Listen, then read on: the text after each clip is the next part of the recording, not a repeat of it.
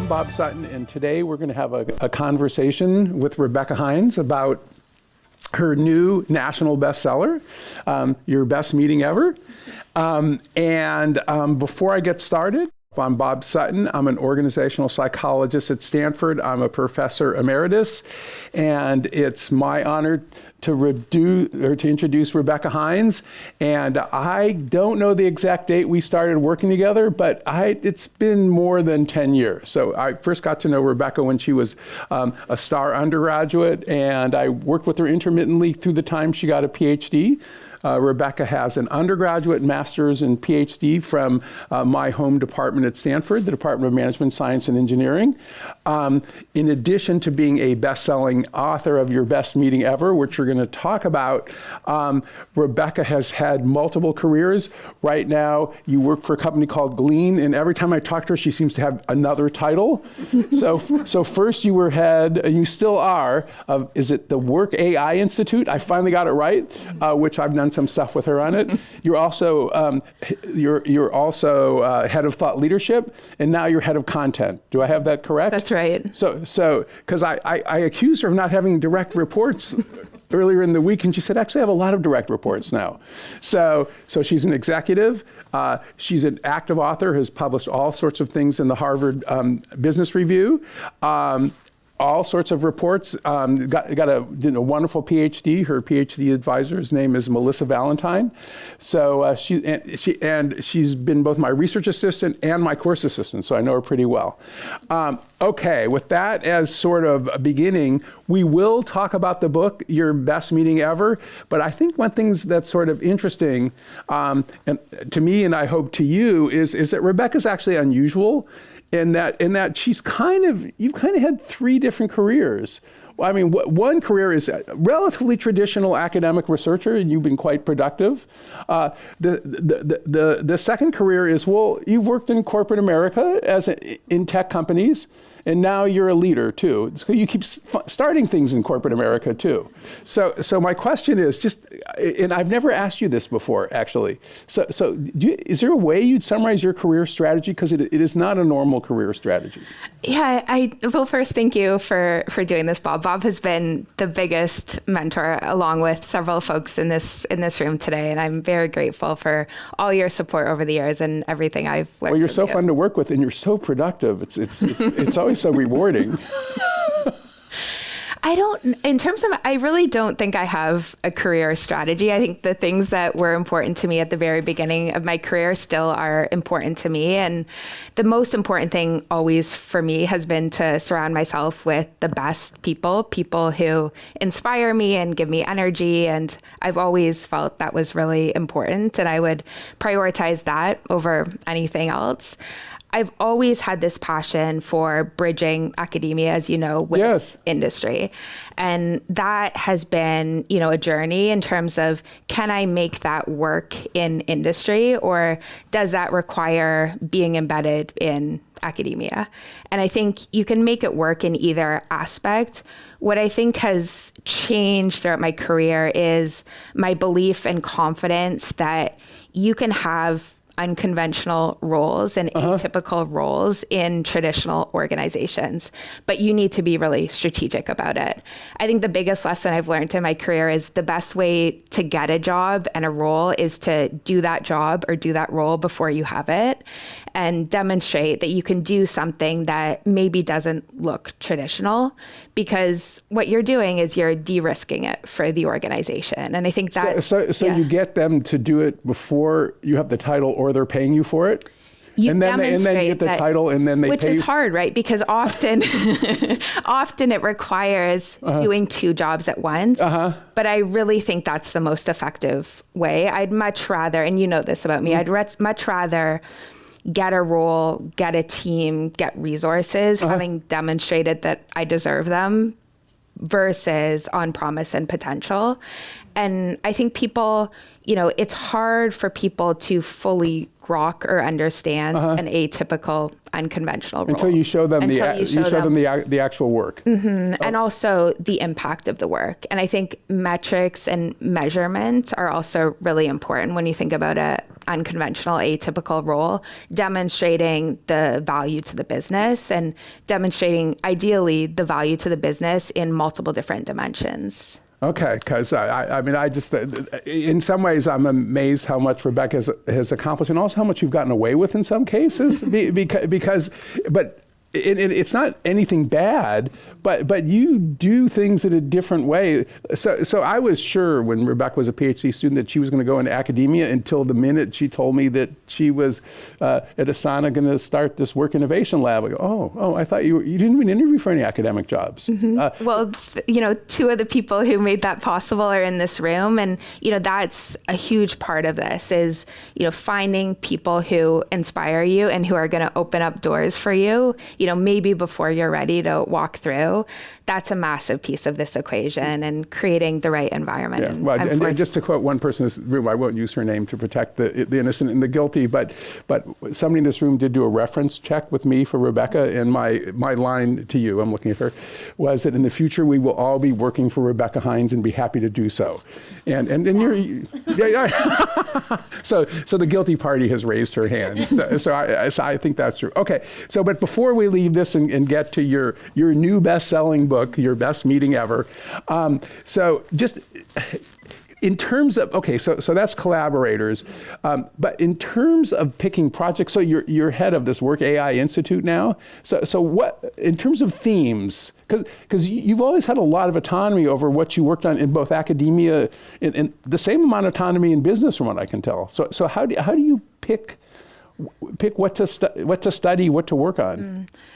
I think first and foremost, I look for real problems. And I think because I've been embedded in industry for the last several years, being able to pattern match, and I've worked in organizations where I have the fortune of working with a broad group of different customers from different industries and different company sizes. And because I'm in so many of these conversations, I think I'm able to pattern match if I'm hearing the same type of problem, the same question being asked. Right now when we think about AI, there are 4 or 5 questions that come up day in, day out that, are important to folks. I think the sweet spot is finding where there's overlap with research collaborators. And there's not always overlap. Right. But when I see that, working with academic folks, they're interested in similar problems as customers and executives are interested in, usually that's a pretty clear sign that this is worth pursuing, and this will probably have resonance across the board. Well, I like that. So in fact, let's make the transition to your book because and I'll ask you how you got interested in meetings. I'll be curious as to write a whole book about. But you're pretty close with the leading academics who study meetings. And so that's one of the Steve Roglic is that Rogelberg who endorsed your book. So let's turn to the book. Okay, so not that you don't have anything to do since you've got this more than full-time job, but somewhere or another you've managed to write this book and you're out promoting it in addition to doing your job. So why'd you get interested in this topic enough to write a book about it? What got you excited about it? Because it takes a lot of time. It takes a lot of time, and you need to have passion for it. I think that's essential before you embark on a book journey. I've always been fascinated by collaboration and how people work together. I was an athlete growing up, a swimmer, and that team mindset has always been deeply fascinating to me. How is it that you can bring together a group of people in a way that the whole is greater than the sum of the individual parts? And ever since taking your class at Stanford, the idea that you can translate that into an organizational setting and you can design an organization in ways that are conducive to that type of outcome has been always a passion of mine. Now, collaboration is so tricky, as you know, because often collaboration is invisible. It happens through so many different places, people, technologies. It's very difficult to measure and understand and optimize. And organizations often don't think they have a collaboration problem. meetings are this very unique type of collaboration that differ from all other forms in that meetings are highly visible. We can often see people's calendars in organizations. We can often see people in a conference room or leaning in on a Zoom screen. And because of that, that leads to a whole host of different negative outcomes because we end up thinking that more meetings is a symbol of productivity and progress within the organization. But it also evokes this visceral negative reaction because meetings are such an integral part of our day-to-day work. And from a research perspective, from a practitioner perspective, that's really frustrating that we have this activity we spend so much time on, arguably the most time of any work practice, and yet highly, highly dysfunctional. If we look at meetings from the 1960s, they've largely remained unchanged. So why is that? That's that question around the tension between the dysfunction and our increased reliance on meetings, because we do meet more than we did a decade ago, 2 decades ago. Why is that the case? I think that is a really interesting research problem and something that, evokes this negative reaction in a way that you can go to any organization and some part of their meeting culture is dysfunctional and a yearning. It's almost like a dirty word. You say meetings and meetings. And we know, we're socially conditioned to believe meetings. You've done all that great work on bad is stronger than good. Right. Because we have so many bad meetings, our sentiment at large around meetings tends to be negative as well.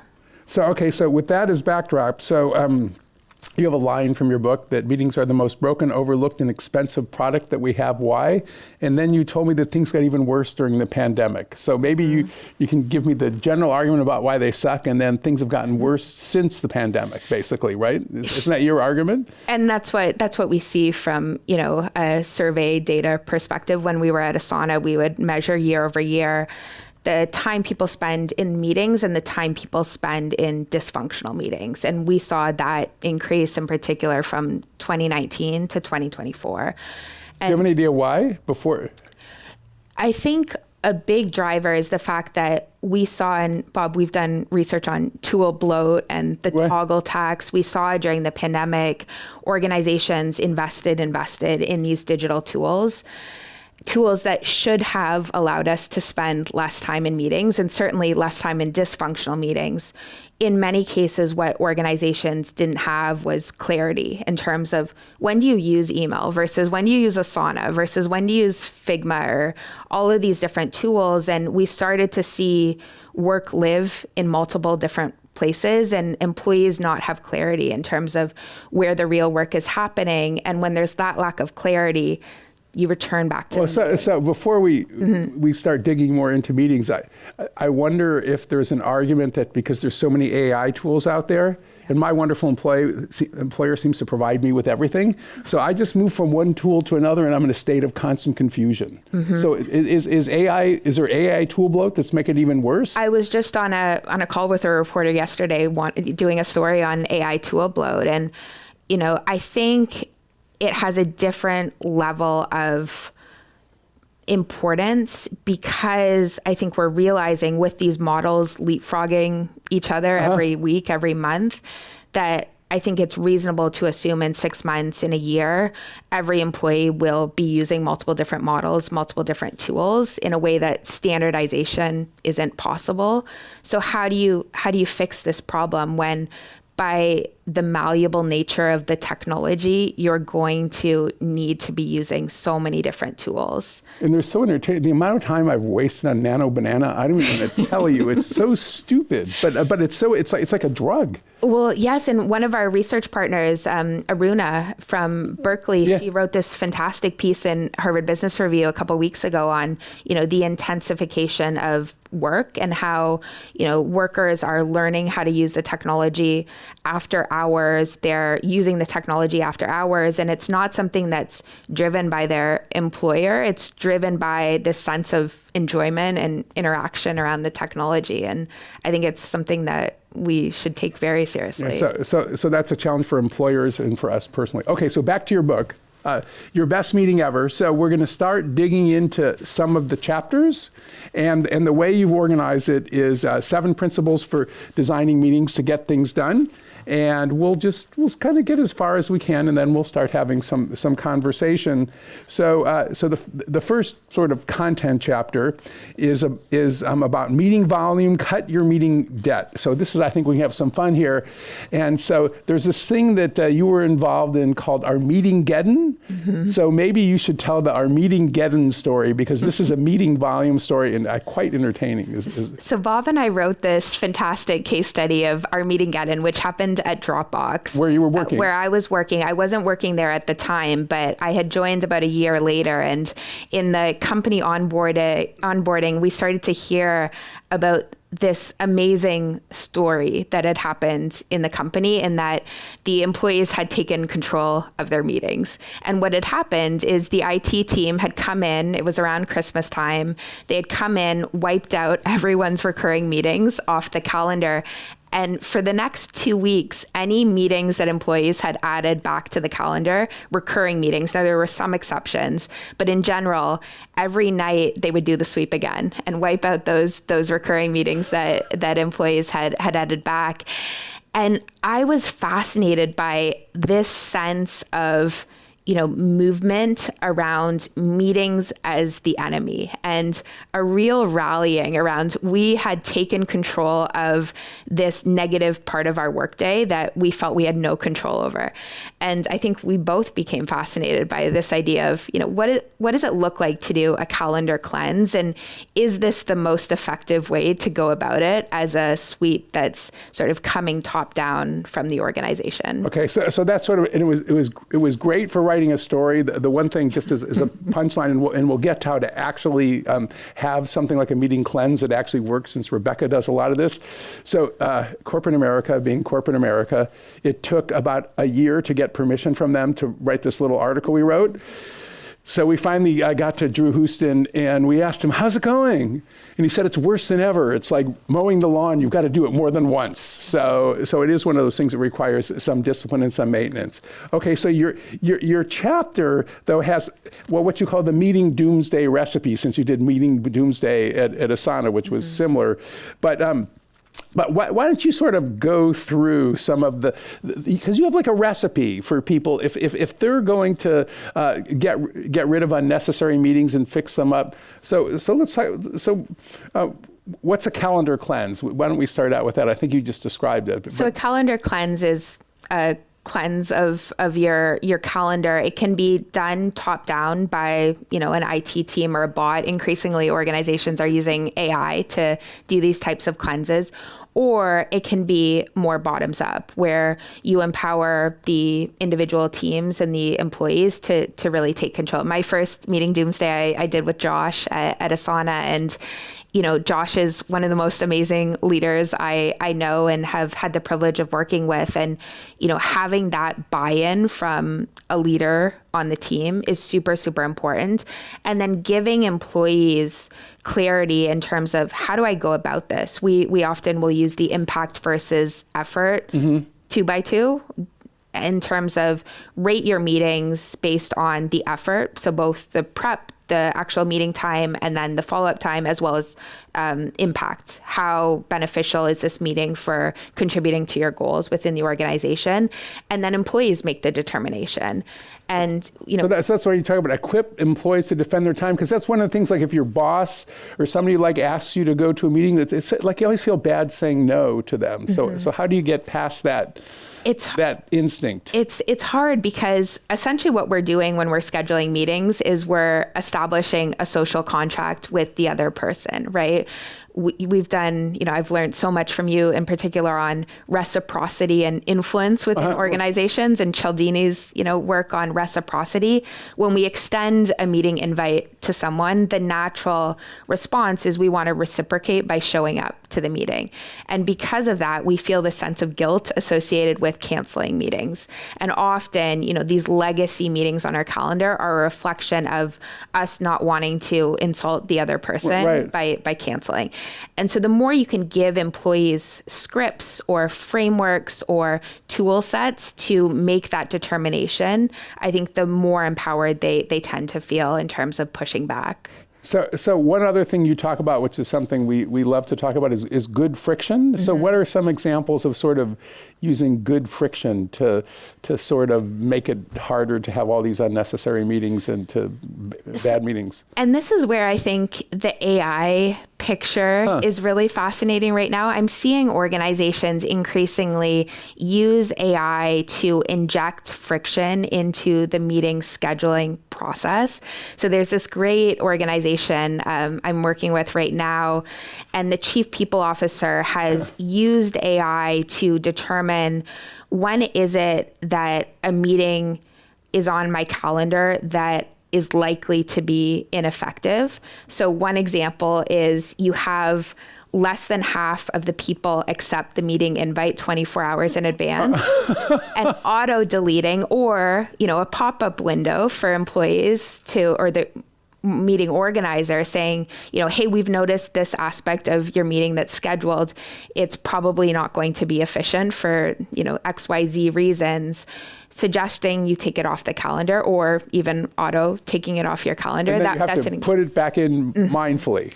And so much of this is we use meetings as our natural knee-jerk reaction, as opposed to taking that 5 seconds, minute to decide, do I need this meeting or can I design it more effectively? Often, good friction helps to eliminate that sort of knee-jerk reaction. And then the other thing is, and maybe this is one of your later chapters, but when I'm in a bad meeting, it's hard to walk out of. Mm-hmm. And there are people I know who routinely walk out of meetings. David Kelly, who's the founder of IDEO and the Stanford D School, I think that's one of his superpowers is he walks out of meetings. Mm-hmm. And he always acts like he has to go somewhere else, but he usually just leaves because he gets bored.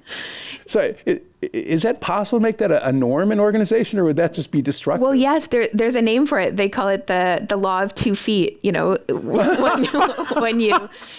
When you not only are you not getting value from the meeting, but you're not contributing value as well. Use your 2 feet or however you're able, and leave the meeting room. And there are organizations, many of them, that celebrate this type of rule. I studied an organization for the book that gives prizes for the first person who walks out of the meeting. That's the opposite. Normally, as you know, the most powerful people feel the most sense of autonomy to be able to do that. But I do think the law of 2 feet and embracing that and having that conversation. Yeah, I mean, the power dynamics is familiar because I used to watch David Kelly do this at IDEO, and what he loved to do was to bring together the client in the team, and he'd introduce them, and then he'd walk in the back of the room, and he'd walk out. But everybody else was trapped there.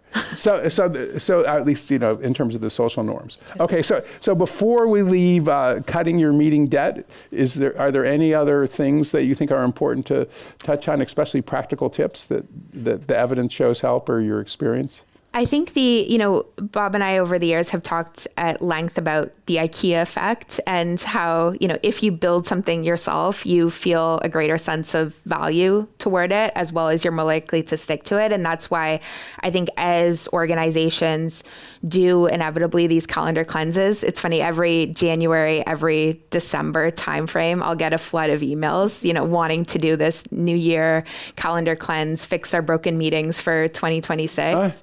It's really important, I think, to recognize the importance of equipping employees to make that determination and making sure they feel bought in and a sense of ownership over that. Yeah, so just for folks who are uninitiated, the IKEA effect is essentially the harder you work at something, the more important you think it is, no matter how crappy it is. So that's the IKEA effect. After you assemble that bookshelf, even though it looks bad because you worked so hard, you would value it even more. Mm-hmm. And so that's the problem. You work really hard to set up this meeting and to organize it and to spend all your time in it, and you can't bring yourself to leave just because you've invested too much to invest to quit syndrome. Okay, so now let's talk about metrics. You already talked about how much you like metrics. And we'll start out. I love this meeting cost calculator at Shopify. Can you talk about what the heck is that? So Shopify is one of those organizations that did a calendar cleanse. They called it calendar bankruptcy, I believe. And they, a bot came in, deleted 10,000 meetings overnight. And as part of this, they called it Chaos Monkey, this initiative around meeting cleanses and meeting rewiring. And part of that initiative was creating a cost calculator that was baked into employees' calendars. So every time they scheduled a meeting, like this meeting's costing $4,000 or something like that in the Google Calendar, and it was essentially tallying up the people who were on the invite as well as the time that the meeting was scheduled for. Okay, so so that's interesting. But then again, you talk about this thing that's the metrics trap, about the danger of metrics. So before we start talking about some of your favorite metrics, talk about some of the problems with the metric trap, and you talk about Goodhart's law. So talk about that a little bit, because I'm cynical. I think I'm more cynical about metrics than yours, so I want you to talk about this. No, I'm pretty cynical about meeting metrics because I do think they're very difficult. I think meetings are one of the most difficult things to measure in our organizations. I think there are lots of ways we can go wrong with meeting metrics. A big one is inherently, as we've spoken about, we have this meeting suck reflex where we're socially conditioned to believe meetings are bad. There's fantastic research by Steven Rogelberg, who they've essentially asked a group of employees to rate their meetings in public and then in private. And what they found is when they rated their meetings, the participants rated their meetings in public, they rated them significantly more negatively than in private. Because because we're socially conditioned to not only believe that our meetings are bad, but believe that other people want us to believe meetings are bad. And so I think, you can't, and I've learned time and time again, you can't go into an organization and ask people to rate their meetings and have that be a reliable source of information. You also can't reliably ask people to rate their meetings at large.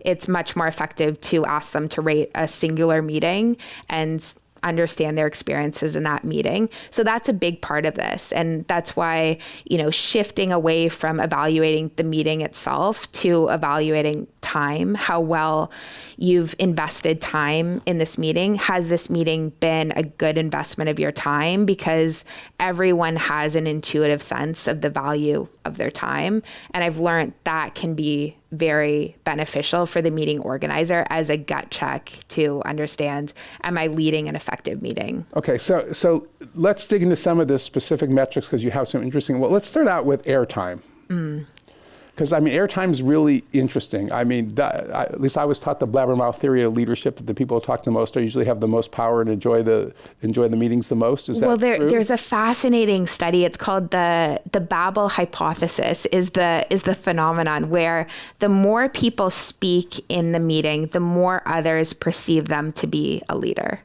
And I think that's really important, as well as if you're male, you get a bonus points for that in terms of your perception as a leader.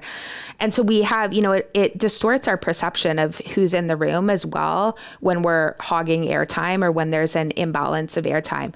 This was, in doing research for the book, the most eye-opening for me, the study after study that shows how important airtime is in equal contribution. It's one of the strongest predictors of team performance. So much so when people talk, when lots of different people talk, that's a measure of an effective team. It's a predictor of team effectiveness, team performance. So much so that there's been studies done that can predict reliably team performance without even understanding what people are saying, because that balance of communication tends to be very predictive. So just to do a slight digression, Perry Claymon, who may have shown up or will soon. So, is he here? He's here. Oh, good. Hi, Perry. So Perry and I taught a class a bazillion years ago where we had rookie CEOs. Because Perry does a lot of entrepreneurship class, he knows a lot of rookie CEOs, and we had the students evaluate the talking time of the CEO and the energy in the room, and also evaluate the number of statements versus questions in the things. And I remember one CEO in particular was amazed because he basically talked the whole time and he perceived that hardly anybody does. So I think it's one of those things that especially people in power probably have limited awareness of too. So you probably can help them with that too, right? Well, and I think that relates to the meeting at large. In general, leaders tend to not understand, and you know this better than I do, Bob, in terms of leaders not having a good sense of their influence, good or bad, within the meeting or the organization or the Yeah, we generally know that the more power people have, the more oblivious they are to virtually everything. That's well founded in the behavioral sciences.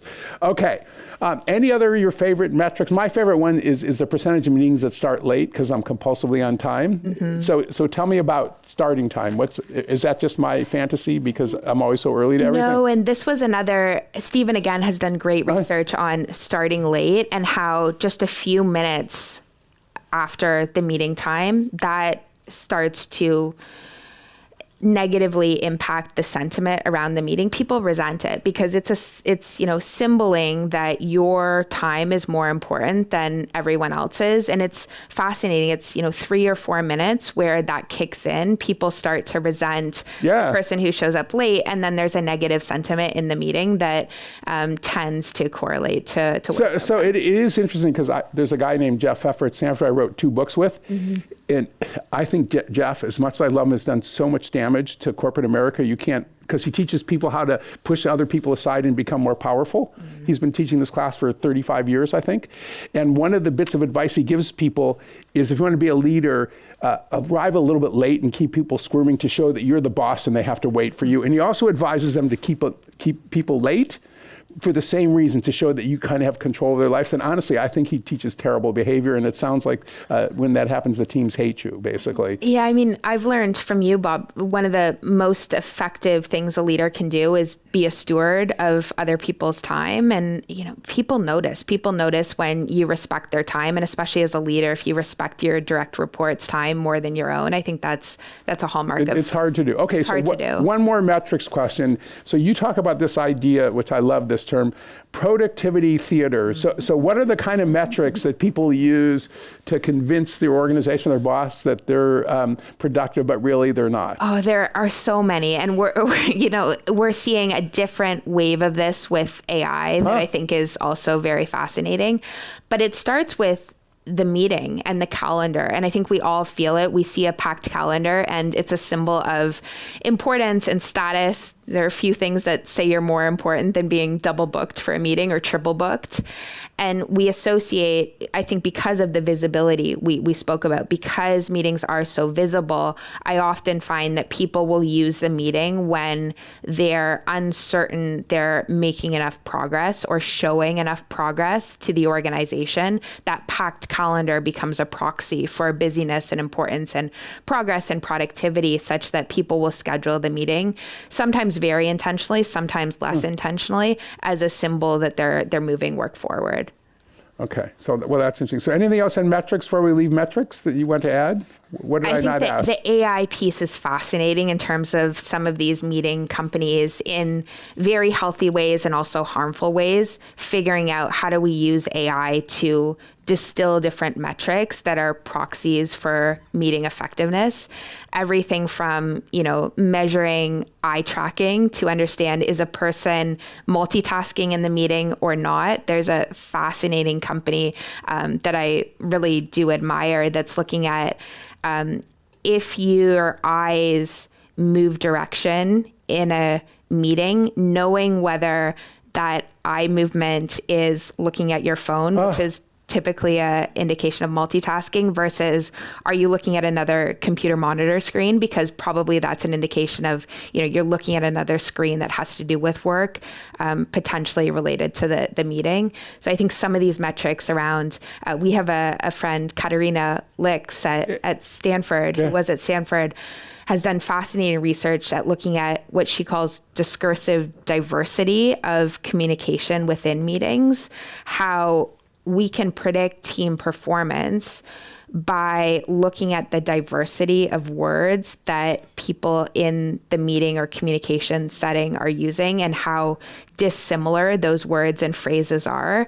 And depending on whether we need to be in creative mode versus coordination or planning mode, tailoring our levels of discursive diversity according to the collaboration mode that we want to optimize for, that becomes really fascinating as well. I think that's not a productivity theater. That's actually a hallmark. You can tell whether when the team is in a creative phase, if everybody uses different sort of languages, that's good.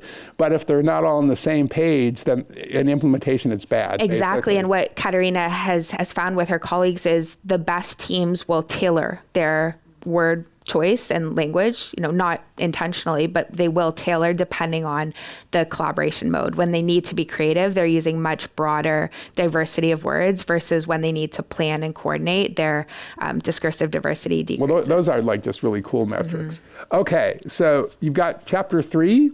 We're doing fine on time. So what we'll do is we'll just go another 15 minutes, no matter where I'm at. We're going to start having questions because you'll get sick of me asking questions. Okay, meeting minimalism. So, so let's talk about this. You've got these 4 dimensions to work on: agenda, duration, attendees, and well, I wrote duration twice, so I don't know what the 4th one is. But so talk to me about some of these. You've got agendas, duration, what else? Frequency and attendees. And, if we use the product analogy, I think we know that many of the world's best products are minimalist in design. Google is the classic example where you go to Google, you know exactly what you have to do. There's no fluff, there's no filler. The same thing should be true of many meetings. And as you know, Bob, we have this addition sickness, right? To use as humans. Where our natural default way to solve problems is to add more meetings, to add more agenda items, to add more attendees, to add more minutes to the meeting. And the more we can think about subtracting and priming people to subtract, we have both been inspired by Leidy Klotz at University of Virginia, who's done great research on subtraction. He wrote a book called Subtract, which I highly recommend. Great book. We need to be encouraging a subtraction mindset around our meetings and thinking about those 4 dimensions. How do you subtract? How do you minimize the meeting length, for example? We know that meetings suffer from what's sometimes called Parkinson's law. Work expands to fill the time allotted. Length is a classic example of that, where look at our calendars and how many meetings are either 30 minutes or 60 minutes.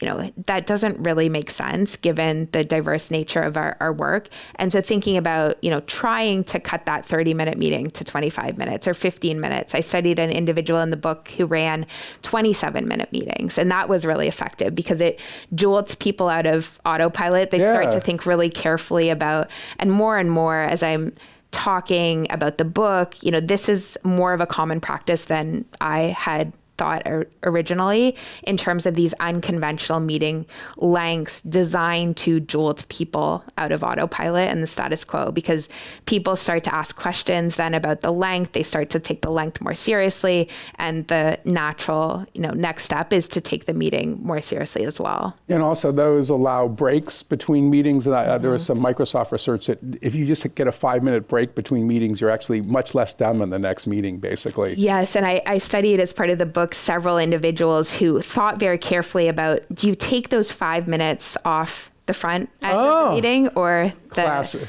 And what's better? Starting late. Because if you end early, you still suffer from that Parkinson's law because the time is still there, and chances are people don't have that meeting at 9:55. But if you start late, there's no time left to use up. And so I studied the CTO of the New York Times, I believe, and he went through this determination of first trying to end early, that not working, and then realized if he did it at the front end, there was no time to use up. Okay, so there's 2 things I thought were really interesting. And so you're really down on pre-meetings? It seems like this is all, corporate America is all pre-meetings and post-meetings. So why are you so down on pre-meetings? So I'm a big fan of sharing context before the meeting. Okay. I think often that doesn't require a pre-meeting. And most pre-meetings, I think there are 2 typical drivers behind them. One is to share information exchange. That should not be a meeting. The other is for political reasons. Oh, as to a try to university influence. professor for 40 years, that's the whole point of the pre-meetings is to figure out who you're going to Influence. screw in the meetings, to be Well, honest. That's why you have the pre-meeting. And sometimes there's rightful push. I do think there's a time and place for the pre-meeting to ensure you understand the different perspectives in the meeting and try to, articulate your viewpoint. I think there's a time and place for that. But in general, so many pre-meetings are designed as these, theatrical productions before the meeting where you're trying to manipulate and influence the outcome in a negative way. Okay, and the other thing you talked about, which I loved, from the Andy Grove playbook, disagree and then commit. I love this one. So talk about disagree and commit, why it's so important. And Amazon does this as well. Once you've made a decision as a group in a meeting, you commit to living that decision, regardless of whether you voted for it in the meeting.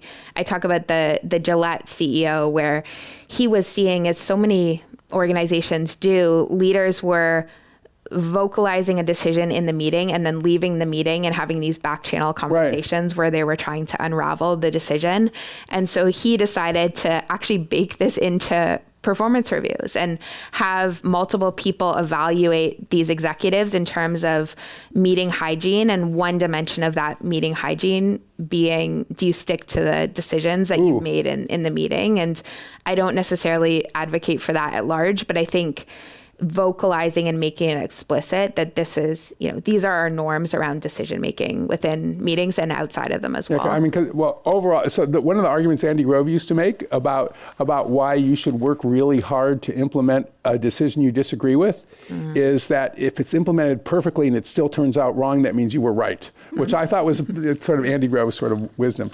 Okay, so we'll talk another 8 minutes or so and then open it up. So let's go through some of these a little bit more quickly. Okay, you've got this general, this is chapter 4, flow, apply systems thinking. The general message is you can't schedule your way out of a bad system. So talk about some of the highlights of what you discussed in this chapter. So the premise of this chapter is we often think meetings are the problem. Usually they're a symptom of a bigger problem, and that is a broken communication system. And the conversation around the pandemic, why meetings got worse, that's a function of a broken communication system. And no matter what you do inside the meeting, if employees don't have other communication channels that are effective to use asynchronously, you can only do so much in terms of redesigning your meetings. I think one of the most important things organizations can do is give their employees clarity in terms of what deserves to be a meeting in our organization. And it's such a simple, it's not easy, but it's a simple test. Ask 5 of your employees what deserves to be a meeting in our organization. If you get more than one fundamentally different answer, I think it's a sign that you haven't explicitly clarified for employees how meetings fit into the broader communication system. So I mean, that's interesting. And what it kind of reminds me of is Jensen Huang of NVIDIA fame, and he has between 40 and 100 direct reports. It depends which. But I talked to one of the people who worked there for years, and she said, well, one reason he doesn't have to have very many one-on-ones, he doesn't like one-on-ones, is essentially in the military they call it commander's intent, that the mission is the boss and everybody kind of knows what they're supposed to be doing. And it is true that the more everybody knows what they're supposed to be doing, the less they have to have a bunch of meetings to make decisions and to figure out what to do. They just know what to do. And it relates so closely to the conversation around productivity theater, right? If employees have clarity, if they're evaluated by real business outcomes, they feel less inclined to use meetings as a show of productivity. Okay, so that's interesting. So that's part of the whole functional part. Okay, so let's kind of move through the next one. Engagement, user-centered design. What's the main point about this? It sort of sounds like design thinking meets meetings, kind of. But what do you mean by this? What's the main point? We talked about being a steward of other people's time, and I think that's a hallmark of user-centric design. We both love the research by Stephen again, who's looked at who leaves the meeting most satisfied. Who are the people who leave the meeting most satisfied? It tends to be the organizer and the person who talked the most, right? And I think that's a pretty good indication that, the organizer has not designed the meeting to be the best investment of time for the attendees. And when we think about user-centric design, designing for your attendees, just as you would design a product for the users and not yourself as the designer, I think that's something we don't think enough about often. So one thing you talk about in the book that I really liked is the importance of keeping certain people out of meetings. You actually use Steve Jobs as an example, but can you talk about that more? Because there was, well, I'll name the company, at IDEO, which I worked with for years, there was a very prestigious person who was known as not cleared for customer contact because he had such bad interpersonal skills. So they keep him in the back room designing, and they just have other people show the products. So that's one example of that. But Steve Jobs, even if he wasn't cleared for customer contact, so talk more about this, about keeping people out of meetings. So this was at Pixar, and Ed Catmull had made a deal with Steve Jobs when Jobs was CEO. And owned the company, basically. Pixar has these, I think to this day, has these meetings that they call brain trust meetings, where people will give early critique on films. And so it is a very high stakes, risky environment where you need that level of psychological safety. So Catmull made a deal with Jobs that Jobs would stay out of these critical meetings because I think they both realized the gravitational pull of Jobs' opinion would negatively impact these early critiques. I used to talk to Ed a fair amount when he was head of Pixar, and the other thing that he used to say about Steve that people knew to be careful about is when Steve ran a computer company, he actually knew something about computers. Mm-hmm. Steve actually didn't know anything about making movies. Mm-hmm. So the other reason they kept him out of there is he actually didn't know anything about making movies. So if somebody had a strong opinion but was incompetent, might be a good person to keep out. And obviously Steve had other strengths. Okay, so talk finally about boredom. So what's a bad meeting or a boring meeting, and how do you avoid it? So boredom is really interesting because often we think that boredom is a reflection of not having anything to do. Uh-huh. Really, it's a reflection of not having anything that we feel is worth engaging with. And that was fascinating as part of the research for the book. I spoke with several fascinating researchers who have focused a lot of their careers on boredom. And when it comes to meetings, there are essentially two key drivers of boredom. One is the content, the agenda, not having, a content on the agenda that's worth engaging and not relevant to employees. The other aspect that's really interesting is the environment. And that was something I didn't appreciate going into the book, how important the environment is in terms of stimulating your senses and not having all of your meetings in bland oatmeal colored conference rooms, but thinking about color and plants and walking outside and all of these different sensory cues as a mechanism to stimulate people within the meeting. Well, that's cool. The other thing that reminds me of, there's a little bit of research on stand-up meetings that they tend to be shorter and more effective, so you might as well stand up. Well, the other fascinating part about standing up meetings is there's a study that shows we actually become less territorial when we do so, because when we sit down, it's our chair, it's our slice of the table, it's our little plot of land. When we stand up, the space becomes shared, the ideas become shared, the conversation becomes shared. And so there's a fascinating study looking at people becoming less territorial, more collaborative as they stand up in meetings. Okay, so we're going to go to questions in about 90 seconds. So there's a chapter on timing. There's a chapter on technology. We actually talked about AI a lot. Mm-hmm. So I'm going to ask you two final questions in sort of 30 seconds or less. What's the thing that worries you the most about AI and meetings? How is it really going to screw them up? And I'm seeing more evidence of AI making meetings worse than making meetings better. As we have done work on, Bob, AI does not magically transform any part of our organization. It amplifies what already exists. And so if you have a culture around meetings as the lazy knee-jerk reaction, AI only feeds into that, and it gives us more of an excuse to cognitively offload the work that we should be doing as humans in the meeting to AI. And I think the classic example is sending your note taker bot to the meeting instead of you actually showing up. Yeah, I think that would be a pretty good example. And if it's all note taker bots, there's actually no meeting. There's just bots. Okay, so I guess we'll have cards pretty soon. Good. So, and before we get to a final question, but thank you for raising your hand. We're breaking the Commonwealth Club tradition. I feel like we're doing something dirty, which is good. But 1 second. So, Rebecca, if you were, thank you, Dan. If you, okay, so you've been on the book tour, like national bestseller. You've talked to a lot of groups to sell all those books. So, if you were going to add one new idea to the book that you've learned, what would you add? And then we'll go to this gentleman's question in the front row. So there are so many stories and anecdotes that I've heard since publishing that I wish I had included. The thing I wish I did a little bit differently is incorporate AI more throughout the chapters as opposed to just as a final chapter. One of the most common questions I'm getting is, I think this book appeals first and foremost to people who want to challenge the status quo, want to rethink how they work. And I think that same group tends to be the people who are also more keen on AI and fitting AI into their work. And so one of the most common questions I'll get is, hey, I want to interact with your book through AI. I want to interact with it through ChatGPT or ask it, or I want to have AI evaluate my own meeting.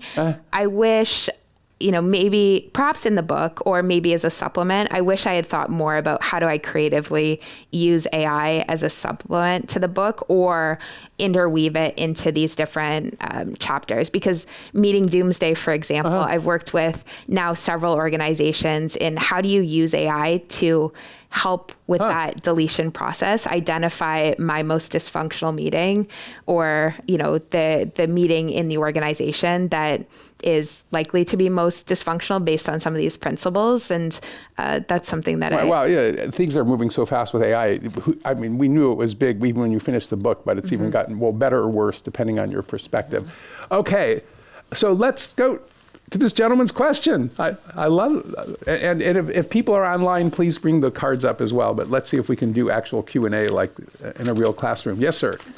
I have a question about an Amazon practice first, but then my real question is, famously, Amazon had started a mini meetings with memos and a quiet period that people have to read. But I haven't seen that practice be widely diffused to other companies. So I don't know why, if it's a bad practice. But the real question is then, is there a new hygiene for meetings with remote participants or hybrid participants that we are not attending to properly? So they're both great questions. I think the memo culture, I've seen it diffuse, to some organizations. I don't think it's a wide practice. I think there's an understanding that, in theory, we would love people to do the pre-work on their own. The reality of that is not the case. And what I admire about Amazon's memo culture at large is what they've done is they've essentially raised the bar for what deserves to be a meeting and what warrants a meeting within the organization. The other really interesting part of this practice is they'll have the study hall at the beginning of the meeting. And then if you've made notes on the memo and contributed your thoughts asynchronously during that study time, you're encouraged to get up and leave. You've contributed. And so I think that's, it's a whole system that I think is very well thought through in terms of the importance of that written communication culture. I think it, we do well to adopt it in more of our work. Yeah, one of my friends who had been in corporate America for 15 or 20 years went to work there, and she said, they taught me how to write. And she's a PhD, by the way. So maybe that she couldn't write before because she has a PhD. But she said that it was amazing how much more effective, she said, her meetings were from then on. And she's been in 3 or 4 companies. Well, it's amazing. I mean, there's 6-page memos in general, and they often will take days or weeks to create. And it really does, Bezos in particular, his philosophy was, if you can't articulate in writing, you probably can't articulate in the meeting either. Remote and hybrid meetings are so difficult. And I find hybrid meetings are significantly more difficult than remote because you're also dealing with these quite massive, often status dynamics within the meeting. We know from decades of research really that the people in the physical room have higher status within the organization and within the meeting. And so I often refer to it as shifting the center of gravity. We know that in general, the center of gravity will be concentrated towards the physical room. The more you can shift that away to the remote participants, one of the strategies that you can deploy is having the remote participants speak first. Sometimes it's called the primacy effect, because that's a way that you're shifting the gravitational pull toward the remote participants. I studied several organizations that will create some physical manifestation of the remote participant in the physical room as a reminder, because we also know that we as humans suffer from visibility bias, and we're much more likely to give primacy and weight to things we can physically see. So speaking of Amazon, Jeff was also a proponent of, in meetings, leaving a chair open to represent the customer.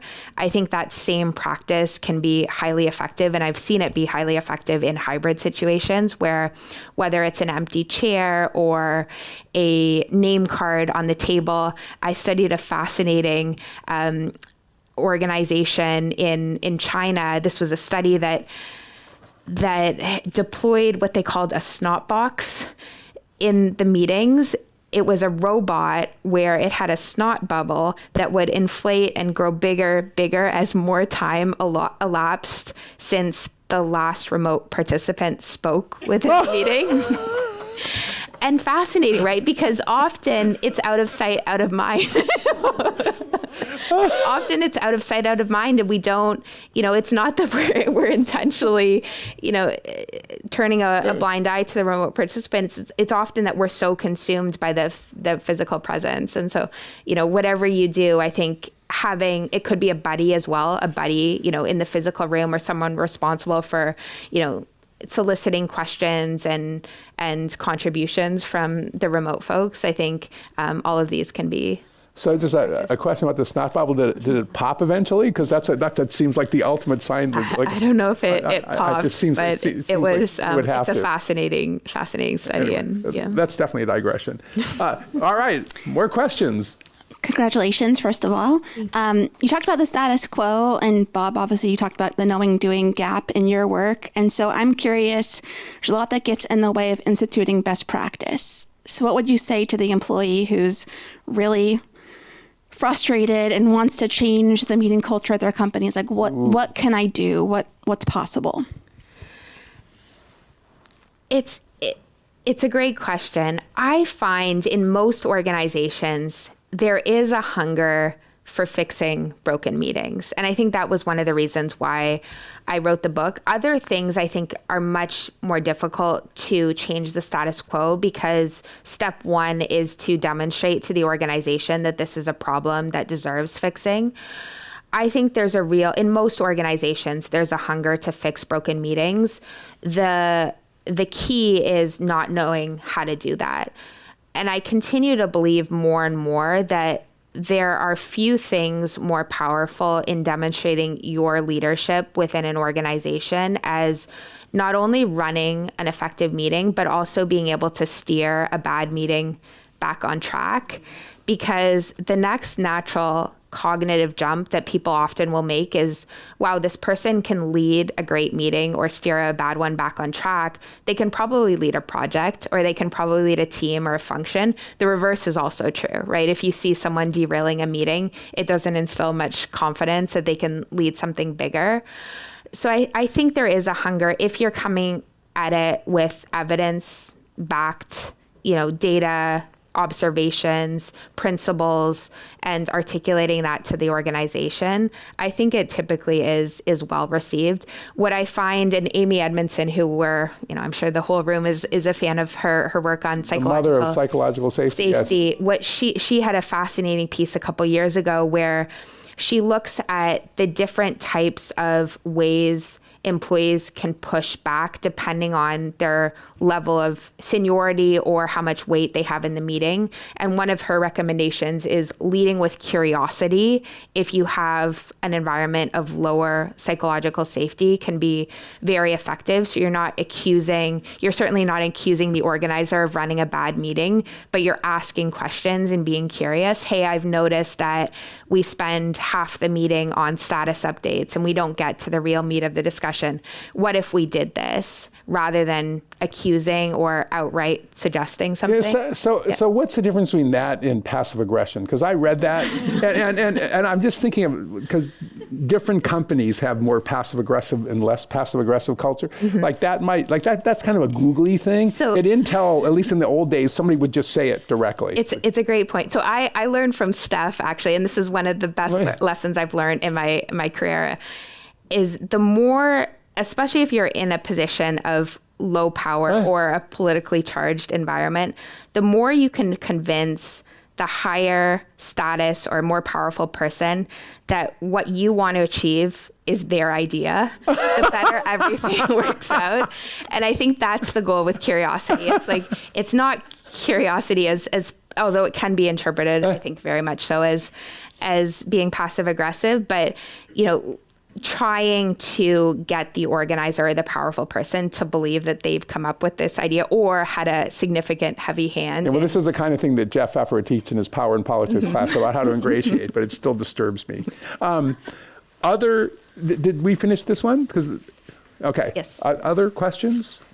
All right. I feel like I'm cheating at the Commonwealth Club. I'm used to the cards. It's so much better to hear a human voice. So I've worked at several organizations where especially managers have this phenomena where it's just like the back-to-back meetings all day long.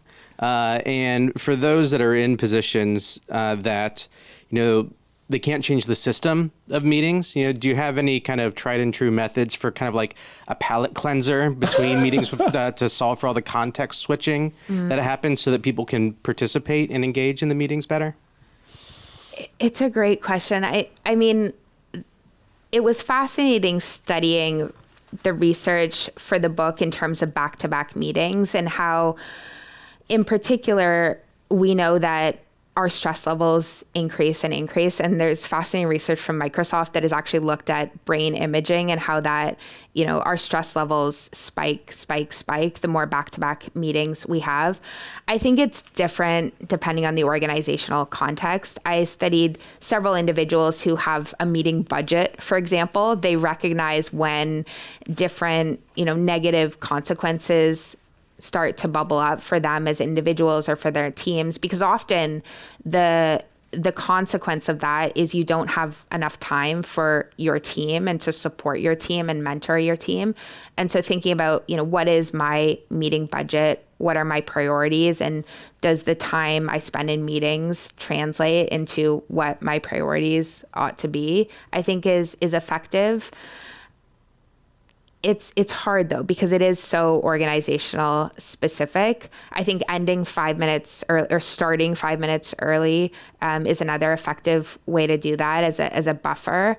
But there's lots of evidence in terms of no meeting days in particular, and how there's this really interesting phenomenon on what's sometimes called the contracting time effect, where even if a meeting is hours in the future, our brain starts the mental countdown and we're, anticipating that meeting.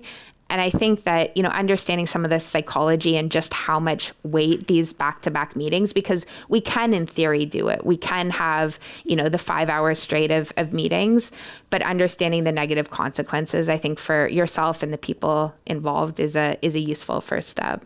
Okay, so we've got to have 1 minute. So a 1 minute question and answer, quick one. You can do it. Okay, Steph, I'm going to call on you. Okay. I love a cold call. There you go. Well, congratulations on the book. For the room, everyone who's read this book knows Rebecca's humor also helps make this a must read, because these are challenging days that everybody has, but when you can kind of, bring a little bit more humanity to the process, I think that's helpful. Okay, so question for you. You have 20 seconds. What are you doing with your team in meetings right now? So I think very thoughtfully about scheduling a meeting. The hidden benefit of writing a book on meetings is everyone shows up on time and everyone shows up with an agenda, and I feel a lot more pressure. And I think that's been a big aha for me, is I think the strategies in the book are helpful and I think they're important, but I think half the equation is just taking that. We all have it in us to, show up to meetings more intentionally. And so I do have an agenda for most meetings. I recommend in the book the strategy around a verb noun, framing every agenda item as a combination of a verb noun. That's something I do all the time. For my direct reports, I have them lead the agenda. 5 seconds. I think that's a really important practice. And I'm using AI to identify my most dysfunctional meetings. When I did this for the first time, it was a large meeting that I didn't feel I could not show up for. And so I'm constantly, navigating the politics of it as well and figuring out, how do I make these trade-offs and push back. So speaking of meetings, the clock is flashing. Yes. Us. So this gathering of the Commonwealth Club is officially come to an end. So a big hand for Rebecca Hines. I encourage you all to buy, in the lobby or online, Your Best Meeting Ever. And thank you, Rebecca. It's just is always a joy to talk to you. Thank all you right, so much. Class Thank you, dismissed. everyone. Thank you, everyone. All right.